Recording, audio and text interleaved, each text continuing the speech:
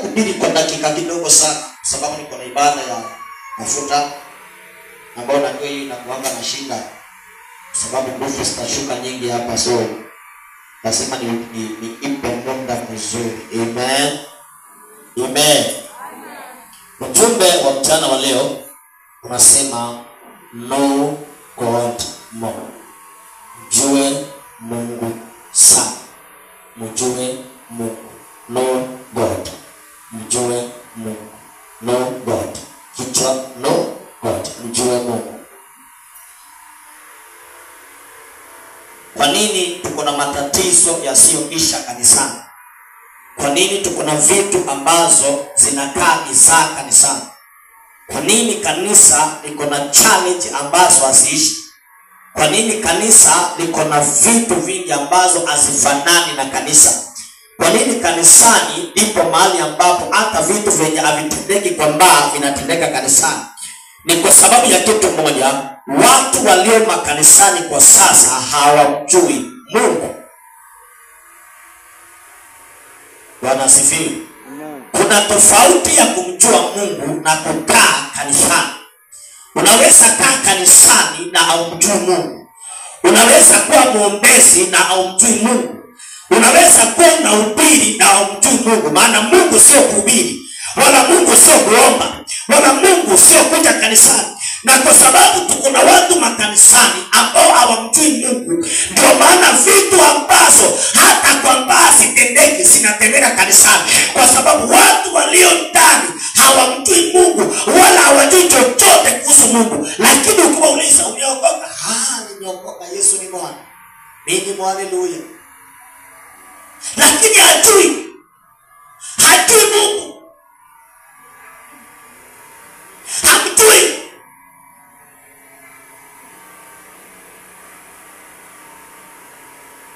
Mimi kuna wakati mmoja, wakati wa siasa, kuna wakati nilikuwa naimba, huyu mzee anaitwa baba, huyu Raila Odinga.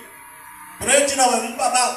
Sasa mimi nilikuwa naimba baba, hata sikuwa hata muona, sikuwa hata ona anafanana aje. Sikuwa hiyo kwamba hata yeye ni mweusi. Nilikuja kumuona juzi nilipokuja Malindi, ndio nimekuja kumuona huyo mzee.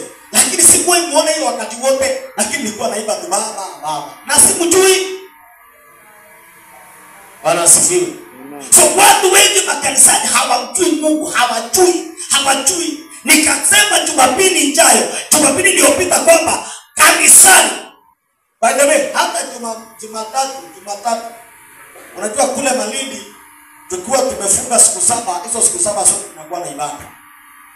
Amen. Hallelujah. So Jumatatu mimi nilikuwa na nilihubiri Jumatatu na Jumanne, mimi ndio nilikuwa na uhubiri Malindi. Na ujumbe nikawa ni huu ya kwamba kanisani tumejaa waigizaji, watu wa kuigiza, watu wasiomjua Mungu. Hawamjui, ila kwa kinywa wanasema wanamjua Mungu, na kwa mdomo wanasema wanamjua Mungu. Wakichukua microphone unasema huyu mtu ameokoka, lakini matendo yake hamjui Mungu ovyo vyote. Na ndio maana unaona chuki ziko kanisani, masengenyo yako kanisani, wivu kanisani, kila kitu kanisani. Hata kwa mbavu wenyewe imetushinda. Kwa mbavu wanapigana leo magumi, kesho wanatafutana. Hako wapi chama fulani? John kununulia chupa moja na walipigana jana. Wamesameana na hiyo kitu imeisha. Walipigana mpaka wakapasuana na wakapelekana wenyewe hospitali na wakaambiana pole, ni mambo ya pombe nao, ni mambo ya pombe. Na hiyo story ikaishia hapo, na watu ukikutana wao njiani hautajua wamepigana jana. Ngoja kwa Mkristo, ngoja kwa haleluya, mwenye anaongea mpaka na ndimi. Chuki imejaa, wivu umejaa, maneno ya kishetani yamejaa ndani yake. Lakini ukimsikia haleluya, haleluya, ukimsikia akiomba utafikiria ametoka mbinguni sasa hivi. Maana hawamjui Mungu. Kuna tofauti ya kukaa kanisani na kumjua Mungu. Unaweza kaa kanisani na haumjui Mungu. Na ndio maana unaona kanisa la sasa limekuwa mzaa. Kanisa la sasa limekuwa michezo. Kanisa la sasa ni wasichana mimba ovyo. Kanisa la sasa ndio watu wanapigana.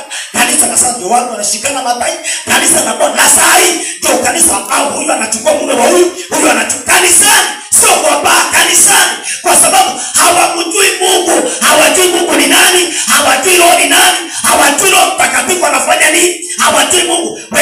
Jumatatu nikawa nauliza, sasa wewe mwenye unasema kwamba Mungu ameniambia, na wewe bado ndio tukupata kwa masengenyo, sasa tukuweke wapi? Kwa Mungu kukuambia ama kwa masengenyo?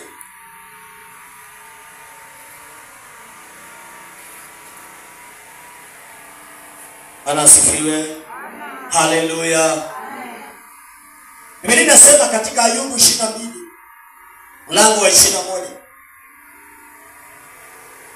Ayubu 22 mlango wa 21.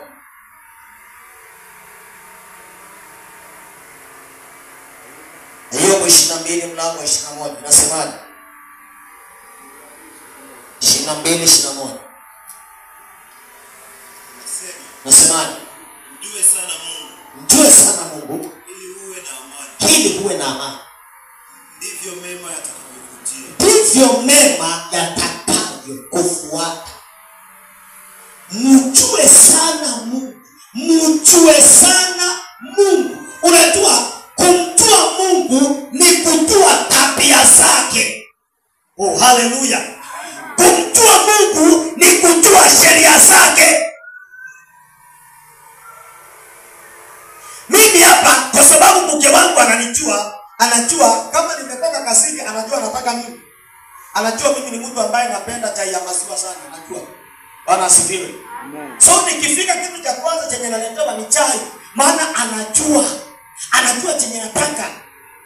Hata bila kuagiza, nikiingia tu kwa bafu nikitoka napata chai ambayo imewekwa tayari, maana anajua hiki ndicho mtu wangu anapenda. Lakini watu makanisani hatujui tabia ya Mungu, hatujui sheria za Mungu, na ndio maana chochote kinaweza tendeka kanisani. Juzi tu pamekuwa na video ambaye mchungaji amemfuata mwenzake akiwa ameweka kisu kwa Biblia. Ameficha kisu kwa Biblia, akamdunga kwa madhabahu. Sio kwa kilabu, sio kwa kanisa. Hapo ndipo kanisa la Bwana limefika, na hakuna mtu anainuka kuongea, na hakuna mtu anainuka kusema, lakini Bwana amenituma kuja kurekebisha. Bwana amenituma kuja kurejesha kanisa la Bwana mahali ambapo linastahili kuwa. Bwana amenituma kuja kurejesha waumini mahali wanastahili kukua, ya kwamba ujue kuokoka sio kunena na lugha, kuokoka sio kuomba, kuokoka sio kuhubiri. Unaweza kuhubiri na bado wewe ni mkora, unaweza kuomba na bado wewe ni jambazi, unaweza kuongea na lugha na bado wewe ni jambazi, lakini mtu aliyeokoka matendo yake yanaongea yenyewe. Lakini kuna watu ambao ndio maana nimefika saa hii mimi pale ambapo popote nitahubiri, nitawaambia watu kanisa la Mungu saa hii limechanganyikiwa. Kanisa la Mungu sasa limechanganyikiwa. Maana hauwezi ukajua nani amejazwa na hauwezi ukajua nani hajajazwa. Hauwezi ukajua nani ako na roho na hauwezi ukajua nani hana. Huwezi ukajua nani ameitwa na ukajua nani hajaitwa. Maana aliyeitwa amejaa vituko, ambaye amejiita amejaa vituko, anayenena na kwa lugha ambaye amejazwa bado ni msengenyaji, ambaye ako na maombi ambaye anasema Mungu ameniambia bado amejaa chuki. Sasa tutajuaje? Tutaelewaje? Maana kanisa la Mungu limekuwa kinyonga, alieleweki, hatujui wewe ni wa Yesu ama ni wa Shetani, wewe ni wa dunia ama ni wa Yesu, hatujui. Kanisa la Bwana lazima turudi mahali Biblia inasema, Yesu akasema nyinyi ni nuru ya ulimwengu. Haleluya. Nyinyi ni nuru ya ulimwengu. Lakini kanisa la Bwana limegeuka vituko, limegeuka sarakasi, vituko. Sasa hata hatujui. Basi nilikuwa naambia watu malini mimi hata sitaki jina kuitwa mchungaji tena. Mimi niteni tu Jack nitaitika. Niteni tu Jack nitaitika. Maana sile vitu ambazo wachungaji wanafanya, sile vitu ambazo wanaojiita wachungaji wanafanya, sile watu ambao wanawakilisha Mungu wanafanya, hata shetani anashangaa hawa ni watu wa aina gani. Anasifiwe. Amen. Mjue Mungu. Wewe unajua Mungu anataka nini, hataki nini? Unajua? Hapo unasema mimi namjua Mungu. Unamjua Mungu aje? Acha tuongee pole pole. Tunamjua Mungu aje?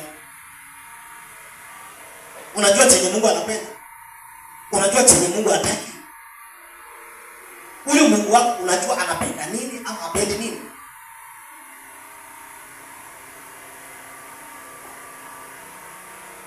Nasifiwe. Haleluya. Mjue Mungu. Biblia inasema mjue sana Mungu, ndipo mema. Ndipo mema. Ndipo mambo. Ndipo vitu zitakavyokufuata ukishamjua Mungu.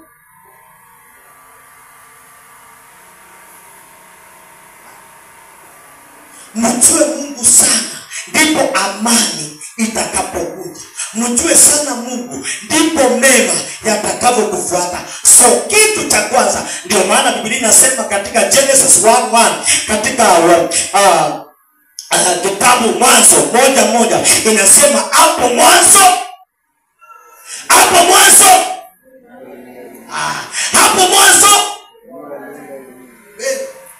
wachana kwamba aliumba. Hapo mwanzo Mungu. Amen. Hiyo ingine wacha. Hapo mwanzo akasema katika Yohana 1:1, hapo mwanzo palikuwepo na neno alikuwepo na Mungu alikuwa nini? Haleluya. So mwanzo wa kila kitu ni Mungu. Kabla uingie kwa ndoa, mjue Mungu. Kabla uweke biashara, mjue Mungu. Kabla upate watoto, mjue Mungu. Kabla uhubirie watu, mjue Mungu. Kasi shida tulio nayo ni kwamba kuna watu wanahubiri na hawamjui Mungu. Kuna watu wanaomba na hawamjui Mungu. Kuna watu wanatoa na hawamjui Mungu. Na kwa sababu hawamjui, ndio maana vituko zimejaa madhabahuni. Lakini ikiwa kuna msingi wa kumjua Mungu kwanza, hakutakuwa na chuki kanisani, hakutakuwa na masengenyo kanisani. Ikiwa kutakuwa na watu ambao wameokoka ya ukweli. Lakini tumejaa watu ambao wamejaa visarakasi. Wamejaa sarakasi. Amekuja hapa alipuke. Aongee kwa lugha aanguke, aongee kwa lugha aanguke, akufunjie kiti, aweke hasara ya kuvunja kiti, na alafu amchokeshe mchungaji, alafu baada ya kumchokesha mchungaji aendelee na maisha yake ya kawaida tena.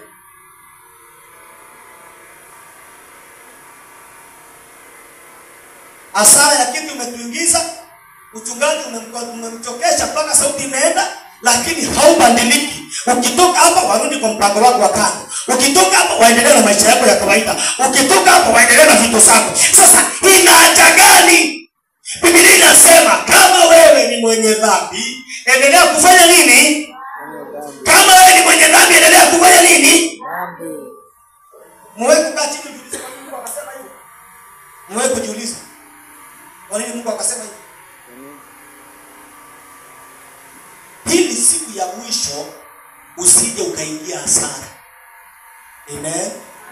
Usije ukaingia hasara. Usije ukaingia hasara. Kama ni mwenye dhambi tena kabisa, ndio siku ya mwisho usiingie hasara. Ya kusema, mimi nilihubiri kwa jina lako, nilitoa mapepo kwa jina lako, nilitoa unabii kwa jina lako, akakwambia mimi sikumanya. Mimi hata sikuwa nakosa hata Jumapili moja, sikumanya. Mimi hata ndio nilikuwa kipenzi cha mchungaji, sikujui. Mimi nilikuwa nikifunga kila Jumatano, ni sawa, sikujui.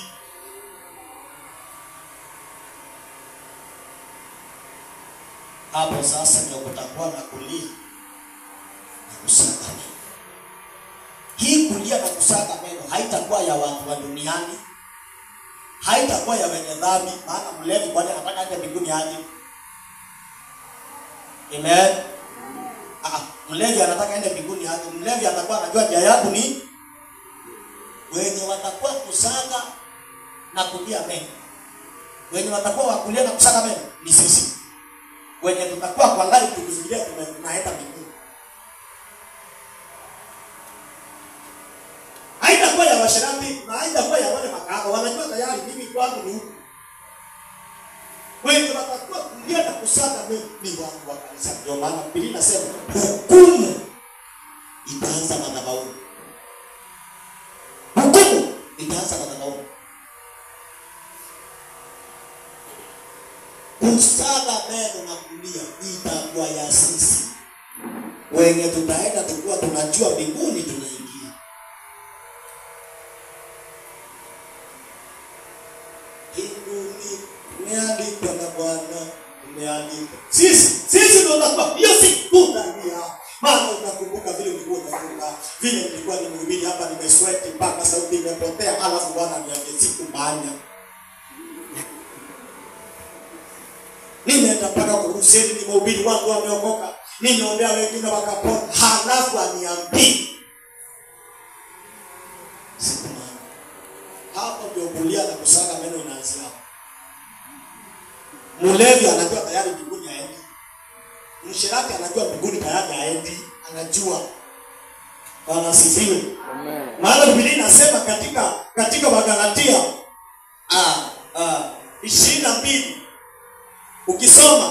utasoma yote. Hiyo ndio kioo ya Kristo ambayo inasema matendo ya mwili ndio haya: usherati, wivu, chuki, kila kitu, tamaa, ulafi, zote ziko hapo. Alafu inasema na yote yenye yanafanana na haya nawaambia na mapema. Tena nishawaambia.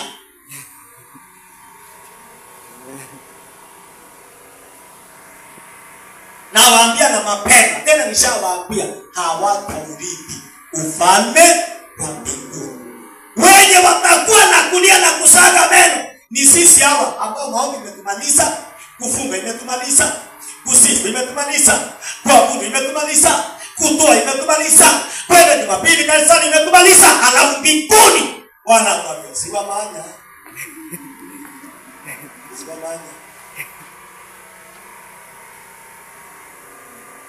Hapo ndio mbinguni kutakuwa nini? Nilikuwa na tafakari na watu mbinguni kama kutakuwa na emergency. Kutakuwa na room ya emergency. Maana kuna wengine watakuwa na faint unaamshwa tena. Una faint unaamka.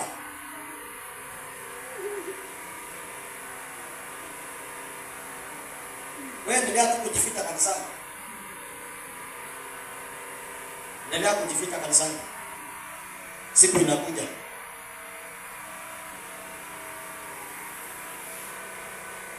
Siku inakuja. Jifiche kanisani. Ile siku tutaimba uende salama. Salama, salama. Uende salama. Itakuwa ni wewe peke yako. Hakuna cha mchungaji, hakuna cha kanisa, hakuna cha kuongea kwa ndimi, hakuna cha kuhubiri. Ni wewe peke yako, peke yako. Na kiti cha ukuu peke yako. Dini yako itafunguliwa hapo. Utasoma. Mimi nilikuwa apostle. Unaitwa nani? Mimi nilikuwa general overseer. Wewe waitwa nani? Jina lako hakuna kitu kama general overseer. Waitwa wewe unaitwa nani? Mimi nilikuwa mwombezi mama yao. Haya, jina lako waitwa nani?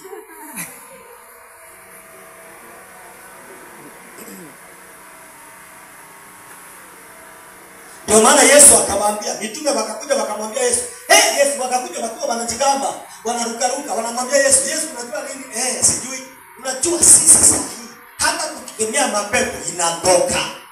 Yesu akawaambia, msifurahie kwamba unatoa mapepo, kwamba mapepo inawatii. Hali mfurahi majina yenu kuandikwa katika kitabu cha uzima.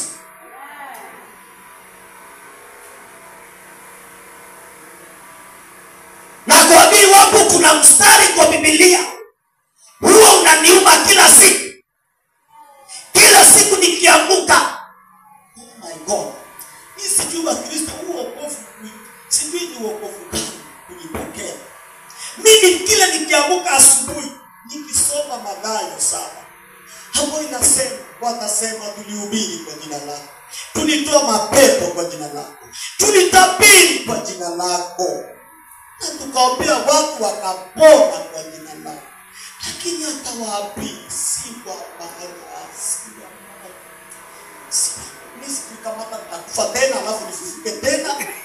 siwamanya, siwajui. Yaani naweza teseka hivi vyote, Malindi Midodoni, funga, wacha chakula, halafu Bwana niambie siku ya mwisho, siku tu. Kama hii mstari haiguni, haujaokoka bana. Kama hii mstari haiguni, maana hujaokoka. Mjue sana Mungu.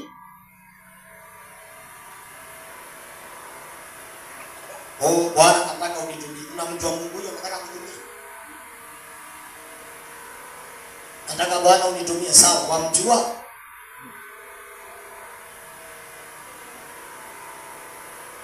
Nataka Bwana unibariki, wamjua huyo Mungu. Unajua hata anabariki aje?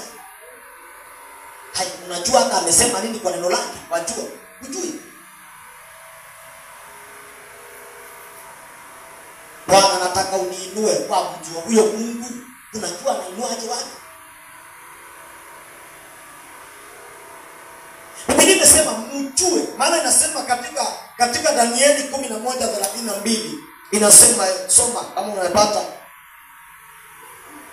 Niko na dakika zingine 10 nimalize kwa maombi. Danieli 11:32 11:32 inasemaje? Inasema na wao wafanyao maovu juu ya hilo agano, yes, atawapotosha kwa maneno ya kujipendekeza. Lakini watu wamjuao Mungu, hapo ndio nilikuwa nataka. Lakini watu wamjuao Mungu, wao watakuwa hodari na kutenda mambo makuu. Tosha. Bwana asifiwe. Wote wanaomjua Mungu watakuwa hodari. Na watafanya mambo makubwa. Wale wanaomjua Mungu, sio wale wanaokaa kanisani, sio wale wanaoomba. Wale wanaomjua Mungu watakuwa hodari. Wakisema mapepo toka, inatoka. Wakisema mtu apone, anapona. Wakisema hiki sitaki, inakataa. Wakifunga, inafungika. Wakifungua, inafunguka. Watakuwa watu hodari. Watu hodari ni watu ambao wameshinda. Watakuwa watu hodari. Watafanya mambo makubwa. Watafanya vitu vya ajabu. Bwana atawatumia kwa viwango vya ajabu. Lakini kitu cha kwanza, mjue Mungu. Wote wanaomjua Mungu, hakuna majini inawezana na wao. Wote wanaomjua Mungu, hakuna wachawi wanawezana na wao. Wote wanaomjua Mungu, roho ya maskini haitoi kwao. Wote wanaomjua Mungu watakuwa na neema, watakuwa na mafuta, watakuwa na anointing ya Roho Mtakatifu. Wote wanaomjua Mungu watakuwa hodari. Oh, haleluya. Watakuwa hodari.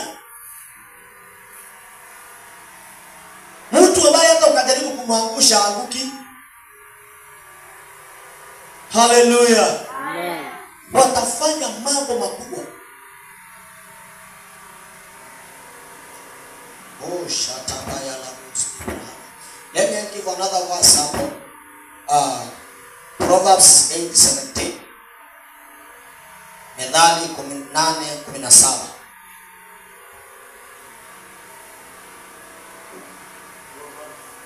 Nimekuletea wale ambao unasema, Bwana anawapenda watu wote. Bwana, ni kwa sababu hujui neno. Ni neno la Mungu hujui, ndio maana unasema Bwana anawapenda wote. Bwana, leo nataka nikusomee neno ndio ujue Bwana hawapendi wote. Bwana hawapendi wote, ila aliwaokoa wote. Bwana asifiwe.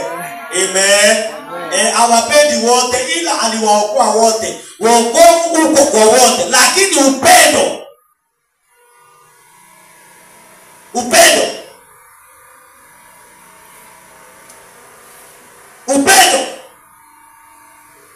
hata mtu ameruhusiwa kupenda mtu mmoja. Ukipenda zaidi ya mmoja ni dhambi. Bwana asifiwe. Amen. Oh, Bwana anapenda wote. Ni uongo. Ni kwa sababu hujui neno. Leo nataka nikusomee neno usikie. Kama ni kuokoa, kama ni neema ya wokovu, iko kwa wote. Lakini ikija wale watu Mungu anawapenda. Sikia neno, soma. 8:17 inasema, nawapenda wale wanipendao. Nawapenda wale wanipendao. Haleluya. Ninawapenda wale wanipendao. Na wale wanitafutao kwa bidii. Na wale wanitafutao kwa bidii wataniona. Wataniona. Ninawapenda wale wanipendao. Bwana asifiwe. Amen. Wacha nisome mstari mwingine ndio nikuelezee kitu alafu tuombe. Yohana wa kwanza 3:6. First John 3:6. First John 3:6. Ngoja, hiyo ndio utasoma. Kama unaandika, andika hii. Maana hii sitaisoma ndio itakusaidia mbele. Yohana wa kwanza 4:6 na 7. Alafu James 4:7. Wakorintho wa kwanza usome 13 yote. Haswa kama wewe unataka kuwa mtumishi wa Mungu. Colossians 3. Wakolosai 3:12-13.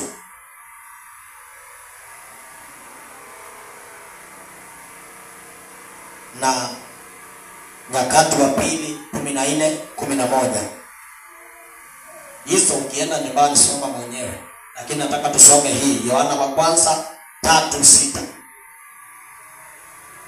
Nilikwambia uwe na mahali unaandika, maana hizi ni vitu ambazo napewa na Roho Mtakatifu.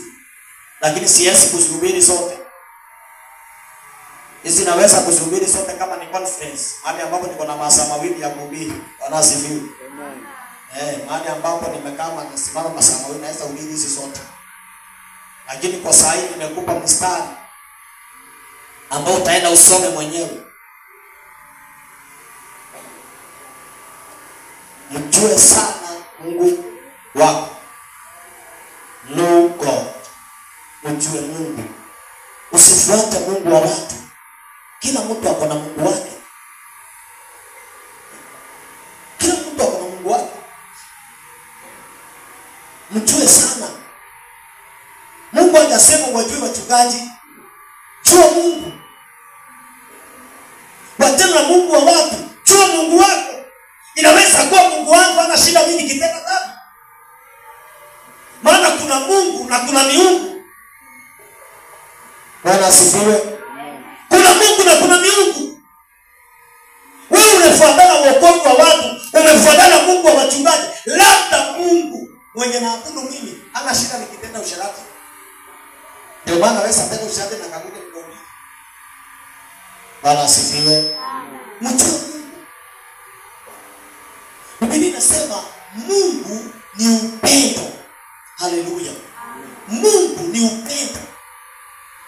Hii inamaanisha nini? Iwapo hakuna upendo, hakuna Mungu. Yohana wa kwanza 3:6. Umepata soma? Yes. Kila akae ndani yake. Kila akae ndani yake atendi dhambi.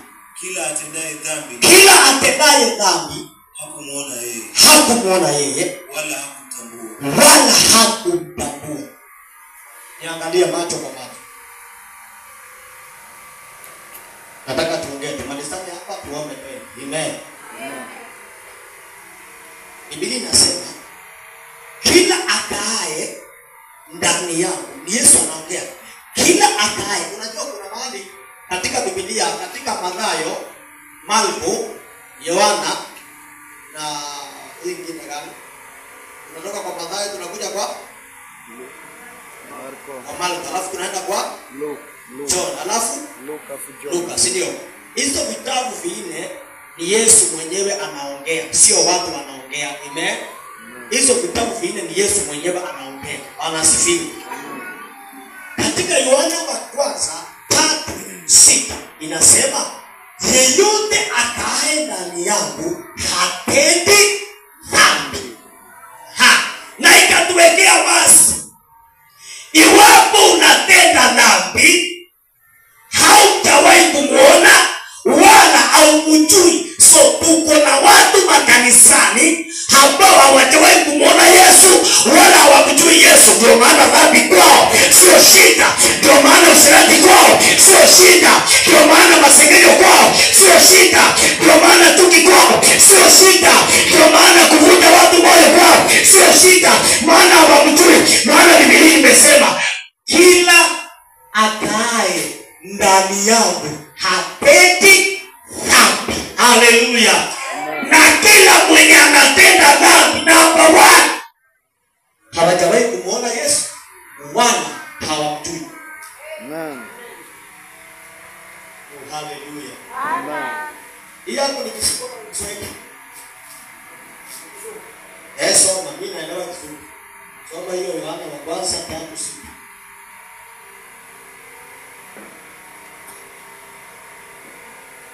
Yohana wa kwanza. Mwingine nani akona hata ya simu? Hata ya simu fungua. Fungua hata ya simu. Usiseme haya ni maneno ya mchungaji. Umepata Kiswahili? Soma. Inasemaje? Kila akaye ndani yake hatendi dhambi.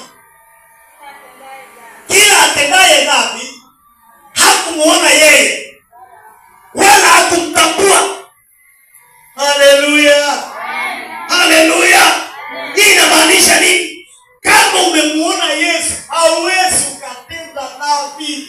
Kama unamjua Yesu hauwezi ukatenda dhambi. Haleluya. Haleluya. Ndio maana ile siku Paulo alikutana na Yesu, hakurudi kwa jabasi tena, aliendelea kama mtumishi. Haleluya. Ndio maana yule kahaba alipokutana na Yesu hakurudi kwa ukahaba tena. Unajua kuna injili watu wamehubiri ambayo imeleta udhaifu makanisani. Kuna injili hii ya kwamba mtu ni mdhaifu, mimi ni mdhaifu. So kwa sababu ni mdhaifu na anguka ovyo ovyo, mimi ni mdhaifu. Yaani wameleta ile unyonge kwa Kristo.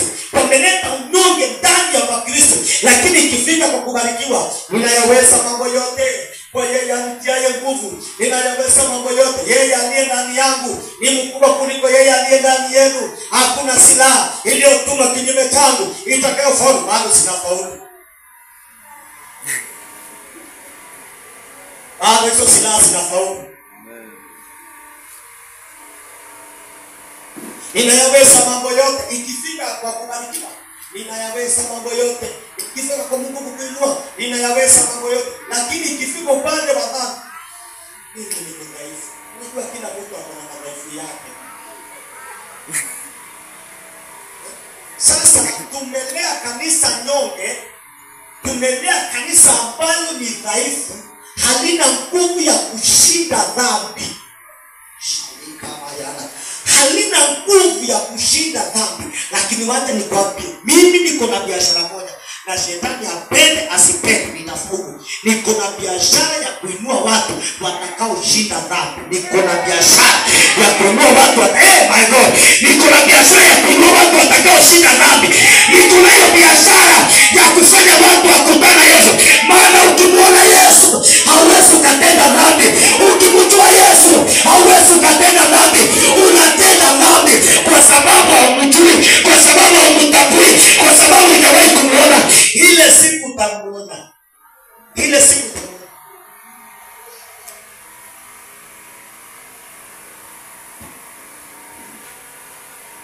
Biblia inaweka basi, hata nikitoka kwa nyumba. Nimemsomea mke wangu. Hiyo mstari. Nimemsomea. Nimemwamsha kusikiza. Amuka. Nikamsomea mstari. Kila akaye ndani yangu hatendi dhambi. Na kila atendaye dhambi hanijui. Sio ni Mungu, ni Yesu anasema.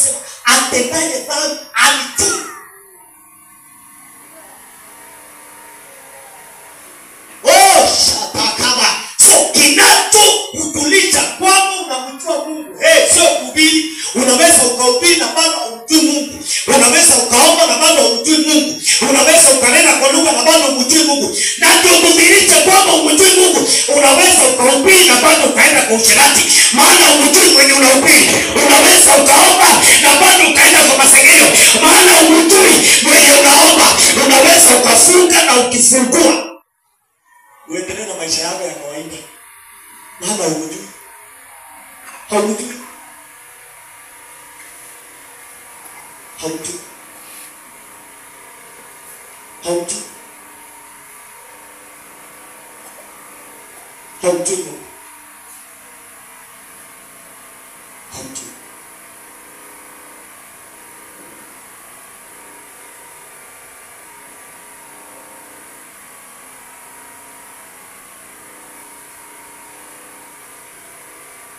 Wokovu hakuna kitu inaitwa process. Wokovu hakuna kitu inaitwa polepole. Wokovu ni aidha umeokoka ama haujaokoka basi.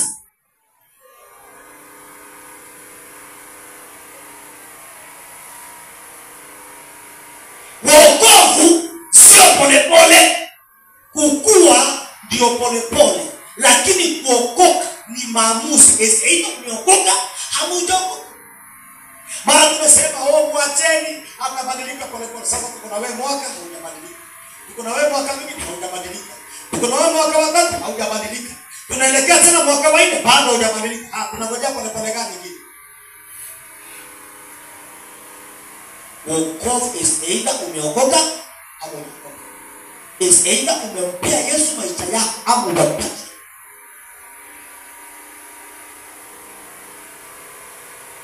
Okay, nikuulize kitu. Acha nikuulize kitu.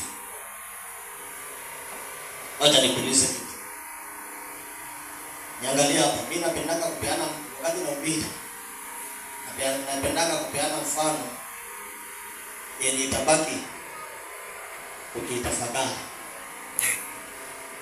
Katika ile siku ya maabudu hapa, nilipeana mfano mpaka sasa hivi nikifika nyumbani mke wangu ananikumbusha. Ile mfano nikawapa. Mtu yuko hapa, simu imejaa. Anataka kuweka nyimbo ya Mungu. Lakini simu imejaa Diamond, imejaa huyu mwingine Alikiba. Sasa simu iko full, haiwezi ikapokea kingine kipya. Imejaa Lingala, imejaa Mwansele, imejaa ngoma bila jasho. Sasa anataka kuweka nyimbo nyingine ya Yesu. Hakuna nyimbo kabisa anataka kuweka, lakini akijaribu kuweka, simu inasema nini? Insufficient space. Sema imejaa.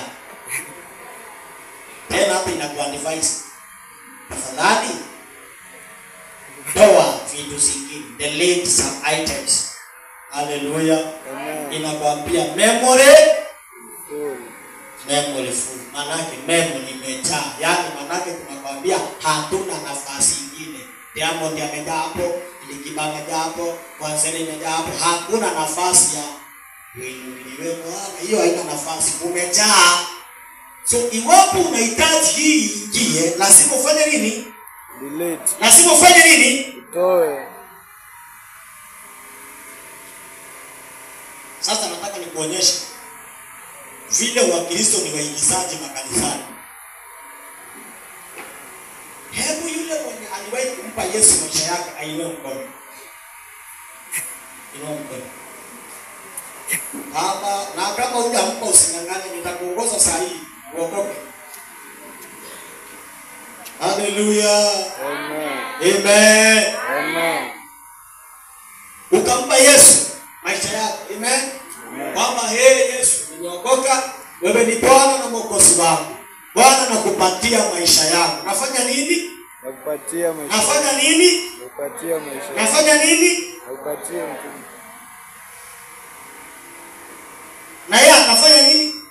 Ayapokea. Akachukua. Amen. Anasema, "Njooni nyote mnaolemewa na mizigo na mizigo Zito. mfanye nini? Munilete. Alafu nitafanya nini? Wapumzisha. Nitawapumzisha. Alafu nifanye nini? Nitawapatia nira ambayo ni nini? Nyepesi. Nyepesi. Amen. Amen. Hallelujah. Amen. Mupatie Yesu. Sasa wacha nikuulize. Hiki ndicho ambacho kinatendekana kanisani. Na nashukuru Mungu maana Mungu amenifungua lile jito la tatu. Maana sifiwe. Amen. Amenifungua lile jito la tatu. Na akanifunulia kila kitu na mahali kanisa limefika saa hii. Na akaniambia hapa ndipo kanisa lipo. Sasa akaniambia nimekuita uanzie hapa.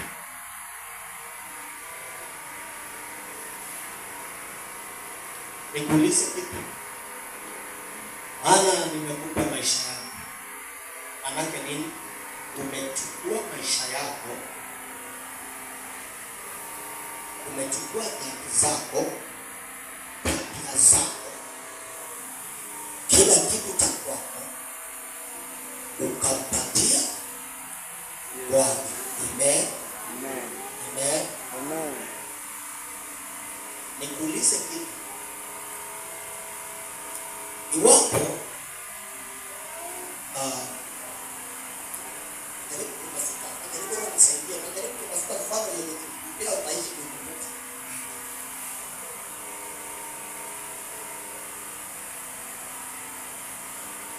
iwapo hii simu yangu hii ni simu yangu. Amen.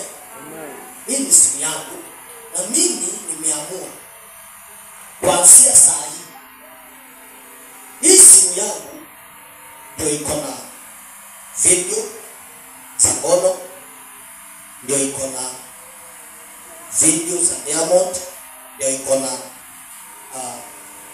Mwansenda hapo hapa ndani, ngoma bila jasho hapa, sukari hapa, anguka nayo iko hapa, zote ziko hapa kwa simu yangu.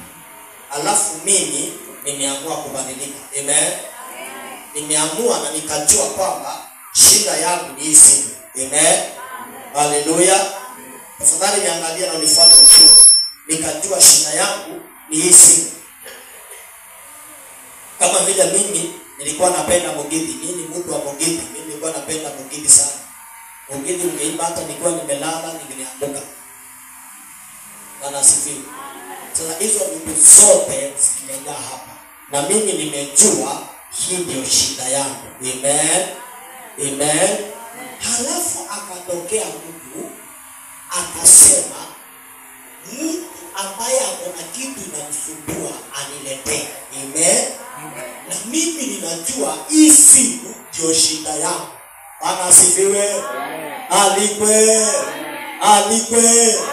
Amen. Natafuta mtu mwenye nitahubiri naye hapo. Kuja.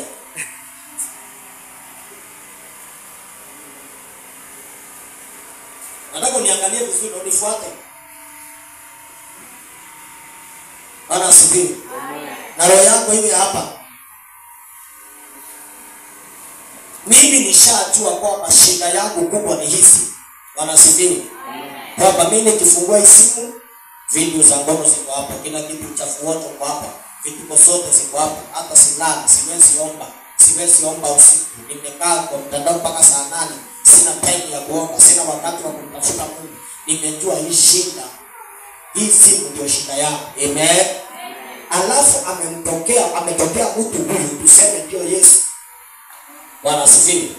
Ametokea mtu huyu, akaja akasema, leteni nyote mizigo yenu mizito inayowalemea. Amen. Na mimi niko na huu mzigo wenye umenilemea. Bwana asifiwe. Nataka nikuonyeshe ni kwa nini tunavituko kanisani.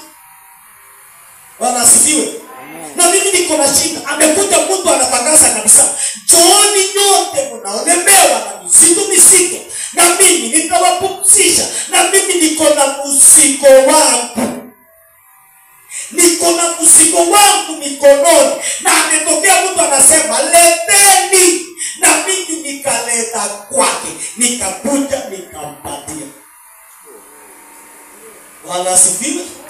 Nikakuja nikampatia. Nilikuwa na usherati, chukua. Nilikuwa mwongo, chukua. Nilikuwa chukua zote. Nilikuwa nimekusanya zote nikamletea. Haleluya. Alipochukua akaenda nazo msalabani. Soma nake nini? Mimi nimebaki bila kitu. Nimebaki niko empty, sina chochote. Sasa roho akija anapenya tu rahisi. Maombi ikija tunapenya rahisi. Huduma ikija inapenya rahisi. Karama za roho sisi zinapenya. Kwa sababu gani? Mzigo umechukuliwa.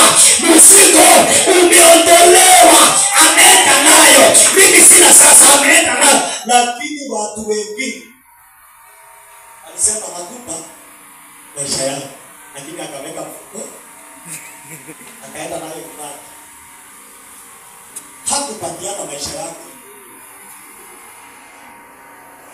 Alisema napatiana Yesu, najua nakupa maisha yangu, nakupa, lakini iko mfukoni. Hajapatiana Yesu, mimi nakupa kwa maisha yangu kabisa, lakini iko mfukoni. Akiondoka hapo anarudi na maisha yako.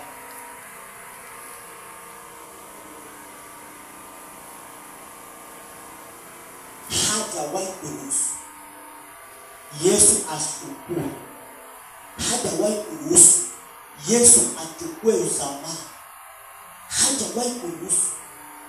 Bwana asifiwe. Haleluya. So kwa sababu mimi nimepeana hii siku iko na vituko. Sasa akitokea mtu hapa anipe kitu kingine kizuri ninapoka. Akitokea mtu mwingine anipe kitu kizuri, sasa mikono yangu ina nguvu ya kupokea. Haleluya. Maana sasa kile chenye kilikuwa mikononi mwangu kimeenda. Haleluya. Chenye kilikuwa kinanisuilia kimeenda. Sasa akija mwingine ananipatia. Haleluya. Haleluya. Kwa maana tunaishi kutamani. Baba, nataka neema, nataka mafuta. Ataweka wapi? Na hiyo maisha ya zamani utawahi kupeana. Bado uko nayo. Bado uko na uzamani. Ulikuwa mwongo wadanganya. Ulikuwa msharati bado unaendelea. Ile siku utampatia na yeye atakupatia. Amen. Ile siku utampa. Paulo alikuwa jambazi, muuaji. Anaua watu, anaangamiza watu. Ile siku alikutana Yesu. Ile siku akiwa njiani, akona hata barua ya kuua, anaenda kuua watu Damascus. Katika njia Yesu akatokea.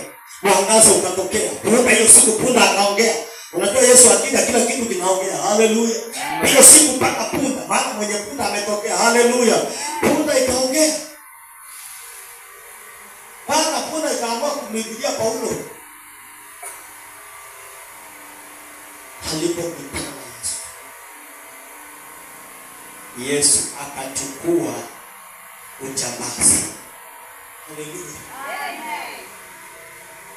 Vile natamani umekomaki, utakutandika wewe. Utakutandika.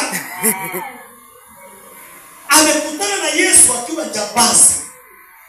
Yesu akachukua ujambazi. Haleluya. Yesu akachukua ujambazi, akaenda nayo msalabani. Sasa akaacha Paulo hana kitu. Akamwambia nenda kwa Ananias. Ukienda kwa Ananias atakuombea. Haleluya.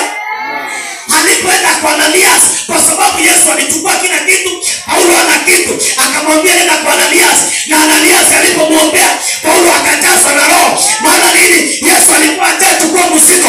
Sasa kuna nafasi ya Roho kupita. Kuna mahali pa Roho kupita.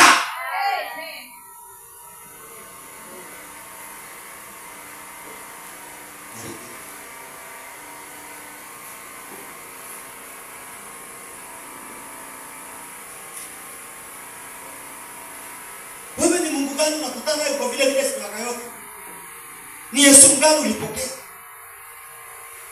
Ule mwenye ulipelekea maisha yako, nenda uchukue uletee Yesu.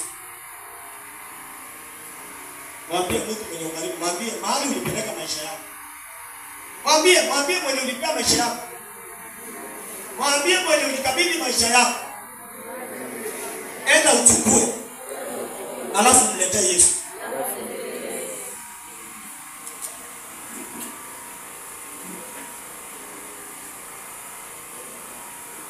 Maana Yesu, yeyote aliyekutana na yeye alibadilika. Haleluya. Maana Yesu, yeyote aliyekutana na yeye alibadilika. Sasa wewe mwenye ulipatia yako, nenda uchukue. Alafu mletee Yesu. Amen. Amen.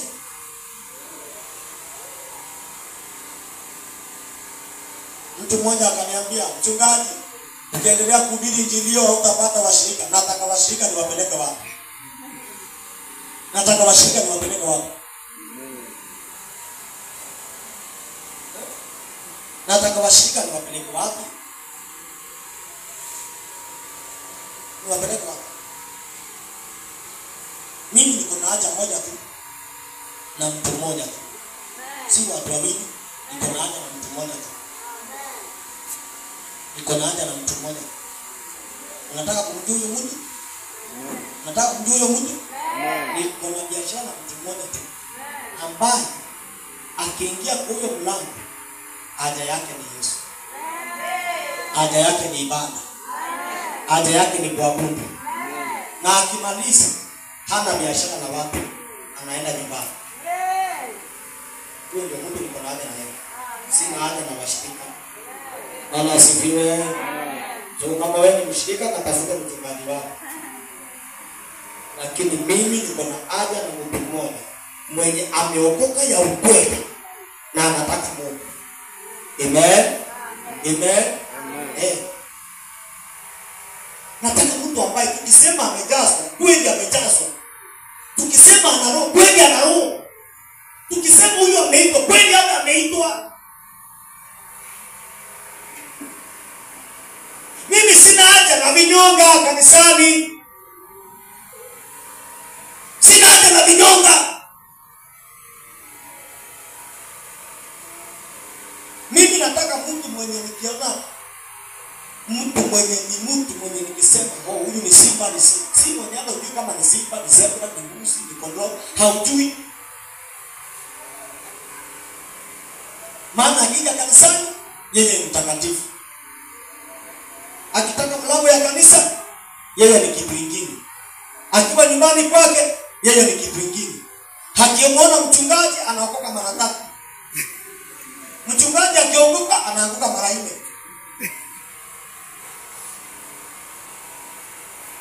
Bwana asifiwe. Biblia inasema hivi: wanapokusanyika watu wawili ama watatu kwa ajili yako, mimi Mungu niko hapo.